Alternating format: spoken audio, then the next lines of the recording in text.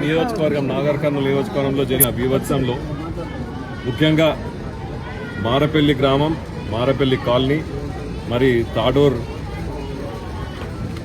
మండలంలోని గోడగులడం, అదేవిధంగా పెల్కపల్లి గ్రామంలో పాపం పసి బాలుడు 13 సంవత్సరాల బాలుడు పిడుగుపడడం, ఈ ఘోరము మొత్తం తెలంగాణ రాష్ట్రం మొత్తము బాధపడుతుంది.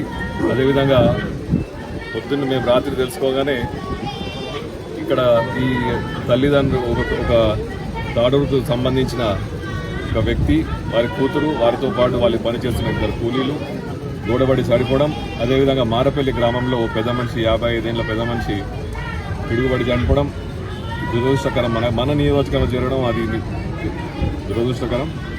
తప్పనిసరిగా పొద్దు నుంచి నేను, మల్లు రవి గారు అన్ని మారపల్లి గ్రామంలో ప్రతి ఒక్క ఇంటికి తిరిగి వాళ్ళకి తప్పకుండా న్యాయం చేస్తామని చెప్పి ఆ పిడుగుపడ్డ వారికి ఇంటికి కూడా వెళ్ళి, వారు కూడా పాపం అమాయకులు పోస్ట్ మార్టం చేయనంటే పెద్దలు నేను కలిసి వాళ్ళు తప్పకుండా పోస్ట్ మార్టం చేస్తేనే మీకు న్యాయం జరుగుతుంది, మన నష్టపరిహారం కూడా పోస్ట్ మార్టం జరుగుతుంది చేస్తుందంటే వాళ్ళని కూడా జడ్చల్ల హాస్పిటల్కి పంపించి అక్కడ నుంచి ఇటుకి రావడం జరిగింది.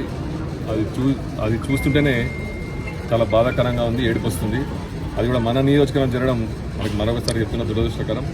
తప్పకుండా ఇప్పుడు ఇటు నుంచి చక్కగా కలెక్టర్ దగ్గరికి వెళ్ళి మనకు అతి త్వరలో ఈ 2-3 రోజులలో వాళ్ళకు నష్టపరిహారం మన గవర్నమెంట్ తరఫున ఎంత రావాలనో అంత ఇచ్చి వాళ్ళకు రేపు రాబోయే కాలంలో కూడా వాళ్ళకు ఎటువంటి అంటే సేవలు చేయాలన్నా, వాళ్ళకి ఎటువంటి ప్రాబ్లమ్స్ ఉన్నా మేము చూసుకుంటామని మీ ద్వారా తెలుపుతూ, తప్పకుండా ఇటువంటి అంటే మనం ప్రభుత్వం వచ్చిన తర్వాత మన నాగర్ కర్నూలులో ఇటువంటి పెద్ద ఘటన మొదటిసారి అయింది కాబట్టి మేము కూడా దాన్ని తట్టుకోలేకపోతున్నాం.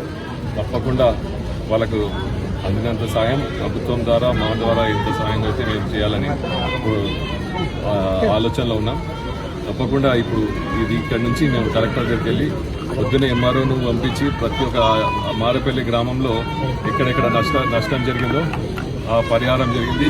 ఇక్కడ నుంచి కలెక్టర్ గారి దగ్గర నుంచి అదేవిధంగా తాడూరులో కూడా ఆ సంఘటన జరిగిన దగ్గర కూడా ఇప్పుడు వెళ్తున్నాం అక్కడికి వెళ్ళి మొత్తం రిపోర్ట్ తీసుకొని కలెక్టర్ దగ్గరికి వెళ్ళి అతి త్వరలో ప్రభుత్వం నుంచి ఎంత నష్టపరిహారం వస్తుందో వాళ్ళకు అందజేయడం జరుగుతుంది.